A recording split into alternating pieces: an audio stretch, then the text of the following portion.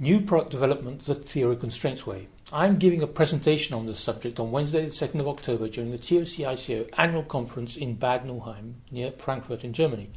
Critical chain project management, the project management component of the theory constraints, has been successfully applied to new product development for over 25 years now. So what are the results? What are the lessons learnt and the limits? Mazda uses it. Embraer was awarded the PMI's Project of the Year award for breaking records with it when developing a new airplane. BAE Systems is in the process of a global rollout, applying it to ships, aircraft and submarines. In this presentation, I will summarise what we have learnt these past 25 years, how it enables reductions in project durations of 30 to 60%, how it generates increases in productivity of 40 to 100%, and I will emphasise why one of the keys to success is the reduction of the quantity of work in progress and the reduction in multitasking.